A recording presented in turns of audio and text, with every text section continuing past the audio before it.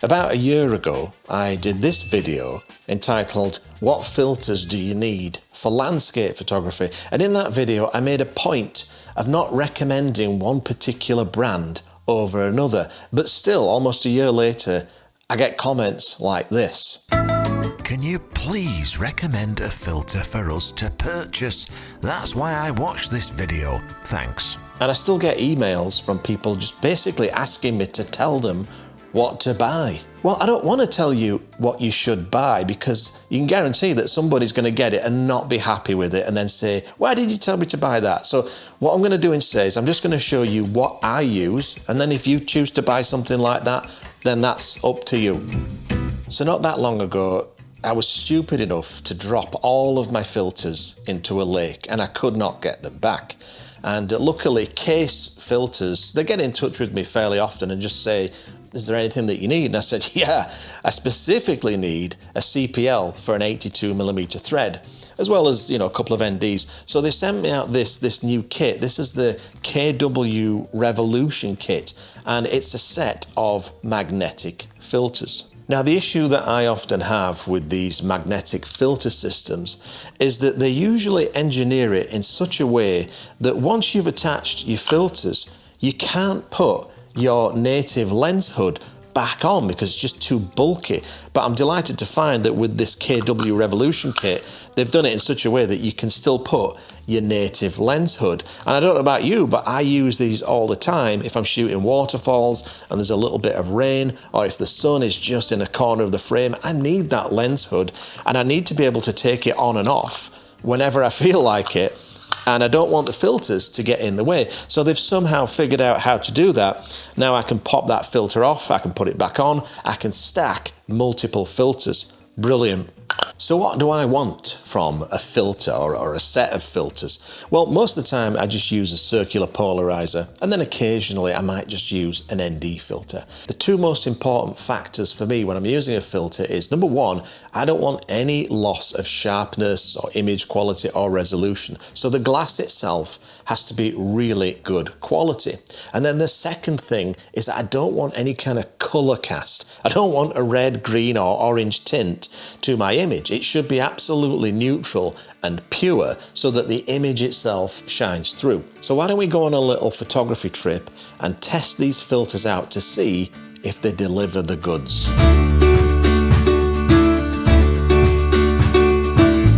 So I figured the best way to test these filters out is to go and do a bit of waterfall photography.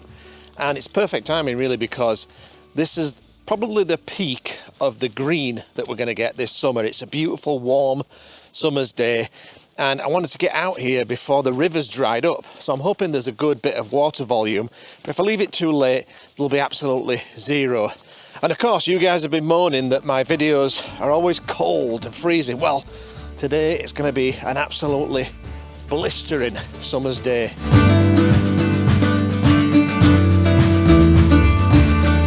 Now, I'm gonna have to take little baby steps because I'm nursing some broken ribs. My Thai boxing instructor last week kind of decided that the best way for me to learn defense is to break my ribs with a flying knee.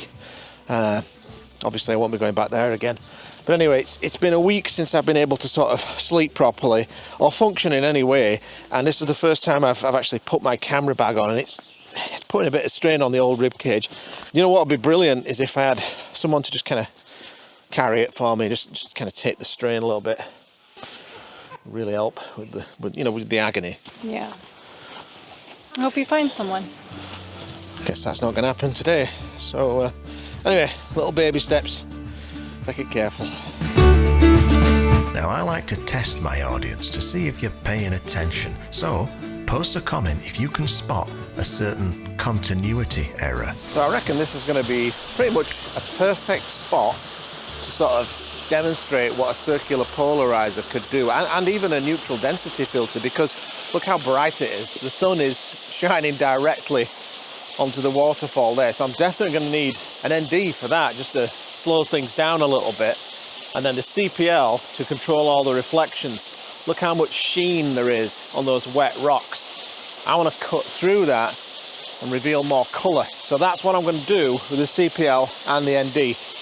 And last time I was here, I think the only good shots I've got of this place have always been in the winter with tons of ice and snow. I've never been here in the summer. This is the first time. So the compositions that I had then are not going to work today because all that foreground is gone. You know, basically this rock wall was where all my foreground was. Well, that doesn't exist anymore. So I'm going to have to work a little bit harder to try and find a composition that works. But you know me, that's my favourite pastime. Thank you.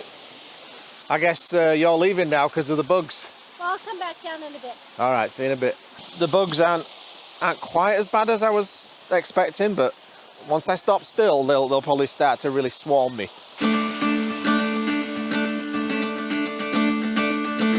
What you do with these magnetic filters is you attach the magnetic ring to the lens, in this case an 82mm thread, and then you rifle through your bag and decide which filters to use.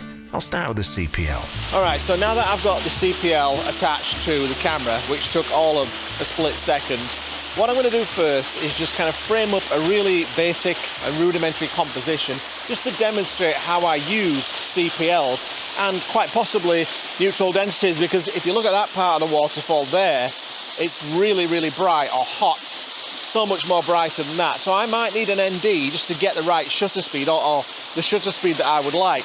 We'll see. And then once I've done that and I've given you that demonstration, then what I think I'll do is I'll move a bit further downstream and try and frame something up that's a little bit more creative, perhaps with some trees and some grasses and some ferns and some wildflowers. Man, it is hot and humid today. So one tip that I will give you, and then immediately contradict, is try and get your polarizer in position. And what I mean by that is turn it until you get the desired polarization effect. Try and do that before you get your perfect focus dialed in with the focus wheel, because, and this is especially important on zoom lenses, because if you adjust the CPL after you've dialed in perfect focus, let's say you're a little bit clumsy and heavy-handed like I am, it's not the end of the world if your focus shifts. You've just got to remember to double check it. So many times I've seen my students adjust their circular polarizer thinking that their focus is still perfect, and it's not, and they've spent the next half hour getting fantastic shots only to get them home to find out that they are not sharp. So try and get your polarization done first, then focus the lens. And if you change the polarization, which I always do, I like to do maybe 2 or 3 different frames where the polarizer is doing something different. Every time I touch that CPL, I'll double check my focus, because I do not want this focus to shift due to my Edward kebab fingers. All right, so when do you want to use a circular polarizer? For me, it's most of the time, but you can absolutely guarantee that you'll get the most out of a CPL in any kind of wet environment. Anytime that you've got water and reflections and glare on rocks, in particular, a shot like this, you're really going to want to have a CPL just to give you options. So what I'll do is I'll shoot some video of this and show you the CPL in action, and then I'll take the same shot with a CPL and without, and you can compare the results. So I'm going to try and do this one-handed, but this could look a bit clumsy. Right, so right now what you're looking at is the non-polarized. In fact, if I just pop the filter off, all that you'll be able to see in terms of the difference is there's a bit more light, but everything else should look pretty much the same as when I pop it back on. It's just a little bit darker, but it'll get darker even still when I give it a little turn and cut down some of that glare. So look at these wet rocks over here, and especially over here. So watch what happens when I turn that. Should have gone the other way. There you go. Look at that. It's really controlled the sheen over there and over there. I'll turn it again. I'll give it a little bit more of a turn, and that's brought it right back.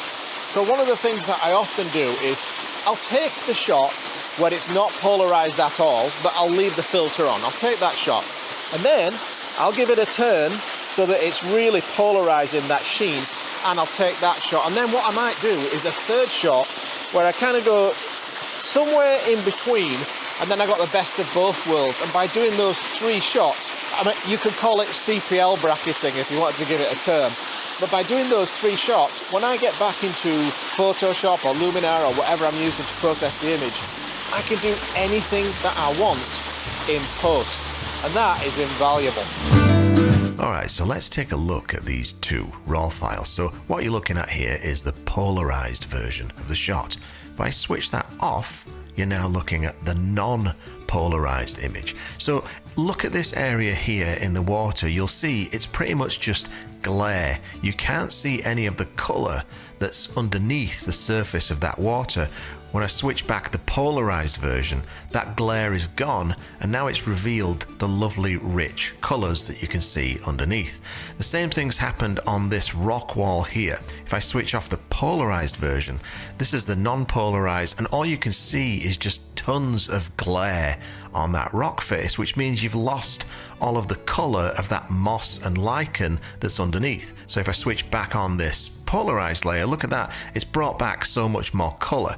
Now on this column of rock here, this is one of those instances where certain parts of it I might actually prefer to not polarize. So for example, this top half here is very dark. If I reveal the not polarized, there's parts of that where I do like a little bit of that glare, but down here it's just way too much, and that's where I would bring back in the polarized version, because it just looks more contrasty, more colorful, and a little bit more interesting. And then if you look up here in the canopy on this polarized version, I also feel that that is a bit richer in color. It's a nicer, more saturated color. If I switch that off and then you look at the non-polarized version, obviously each leaf is reflecting a little bit of glare, and that's reducing the amount of color that you can see on those leaves. So if I switch back on the polarized version, it's just that little bit more enticing to look at. Now, if you've been paying attention, you'll have noticed this vignette here from the CPL.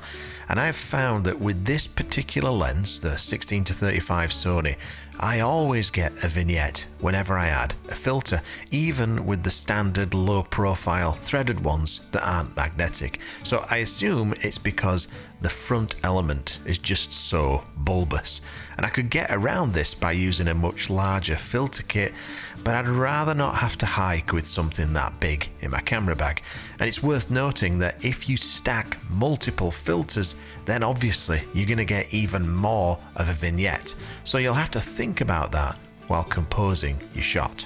Now, one thing that you might notice about those shots that I just took there is that one half of the waterfall is way too bright. It's kind of blown out. So I'm going to need an ND filter. So could you just pass me one of those ND8 filters, love? All right, so this ND8 should be just enough to deal with that little bit of super bright hot spot there.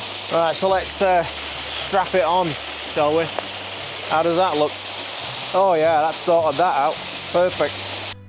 Okay, so what is the point of using a neutral density filter for this shot, and in particular the ND8? Well, what I'm trying to do is achieve a long exposure, and with this bright hotspot that you can see here, the longest exposure I can get before it gets completely blown out is 1/5 of a second, and that's at f10.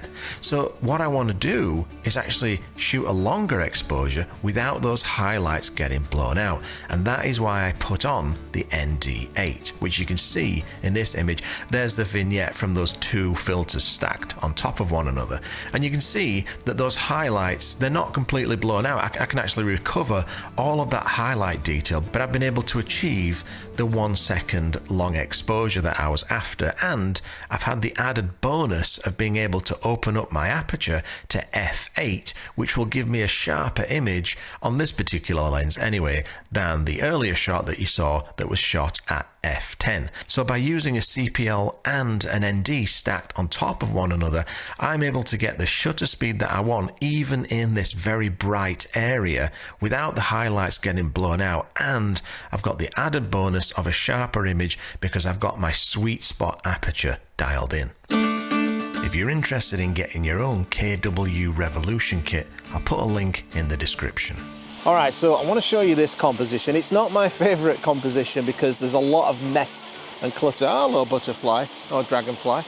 But what it does demonstrate is a really important thing that you need to pay attention to whenever you're shooting scenes like this where you're using a circular polarizer. So what you're looking at right now, this is the polarized version of this composition, and I love it. I love the colors, I love the contrast. That's exactly what I'm looking for with a polarized composition like this. But there's one really important feature that's gone. It's disappeared because of that polarization, and you should see it immediately when I depolarize. So I'll just turn the filter, and there you go. Look at that lovely green reflection of gorgeous canopy that's reflected in the water. And so this is what you've got to look out for, whether it's a green summer scene like this, or whether it's an autumn scene where you've got yellow, orangey canopy reflected in water. Just don't always accept that first polarized shot. Take whatever shot you start with, but just make sure that you turn that filter and take at least one other shot with different options, and then you can blend them together in post and get the best. So again, that is the not polarized, and if I give it a turn, that is polarized. So I love everything about that except that little reflecting pool. And there you go. Take those two shots. I've got the best of both worlds. Now, if you want to advertise to the world that you're a landscape photographer, which some people do, there's really only two ways that you can do that. One is to wear those two-tone pants, that usually blue and then dark blue patchy pants that are really expensive. But if you can't afford that, what you can always do is get your KASE filter bag and just hang it from somewhere really obvious on your camera bag, you know, or about your person. I mean, you could even hang them from your ears, but you know, if I want the world to know that I'm a landscape photographer, rather than hang it from my belt, which I don't wear because they're all a bit too big, I have to throw them out, I'll just hang it from my camera bag, and then you've got a double chance, because people look at you and think, that looks like a camera bag. Now, I'm not sure if he's a landscape photographer. As soon as they see the bag of filters, they immediately know. Get a side angle of the No, bag? not a side angle, never that, just straight on. And make sure I'm in the middle of the frame as well, because once I start to get out to the side, people can see how truly big I am. I don't want that. Now, if only my wife could also look like a landscape. Oh, look at that. She's got it on her, there you go. I mean, with the bug net as well, you can absolutely tell she's a landscape photographer. No two-tone pants for her. Now this is a magnificent looking woman. So I wanted to come back out on a much more pleasing day for this kind of photography and frame up some verticals with this gorgeous bit of moss that you can see down here. And what I really love is how the grasses have got these water droplets hanging off the edges, with a little bit of waterfall in the foreground and a lot of waterfall in the background. So I'm just going to wait for Peter to finish his shot there, and then I'll completely steal his composition and try and do it better. Alright, so this is a perfect example of what I was talking about at the beginning of this video. So I want to put this CPL on, but it's starting to rain just a little bit, and I don't want the lens to get any rain droplets on it. So I'm going to put my native lens hood on to protect it from the rain. Now, because I'm on this side of the camera, this is going to be painful to watch.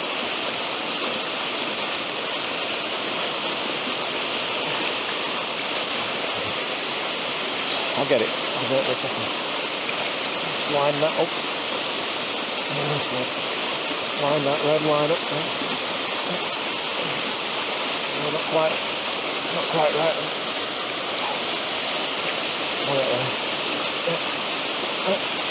There you go. Perfect. So what I've done is I've picked out a section of the waterfall.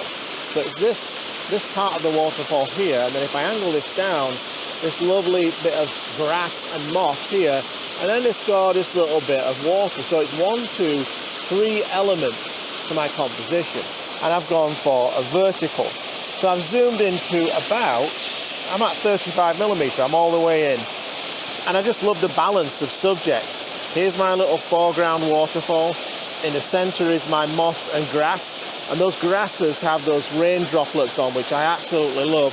And then of course you've got the big cascade in the background. The only thing that I don't like is this waterfall creeping in on the left here, but there is no way around that unless I change lenses. Or what I could do is I could punch in to crop mode, which fixes that problem, and then zoom out until it starts to creep back in. I actually don't mind it there because you don't see the column, but once we get to about, even that's okay, but when you see the column creeping in, I don't like that. So I think what I'll do is I'll do that, and maybe I'll do that first, even though I'm going to lose half my resolution, and then I'll go back to full resolution and then just zoom in and see what I think to these two shots.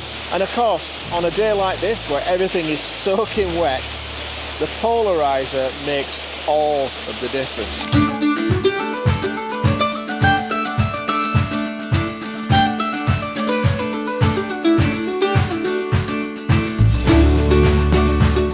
This shot, I forgot to shoot the non-polarized version. So what you're looking at is just the polarized version using the magnetic CPL, and I love how it turned out.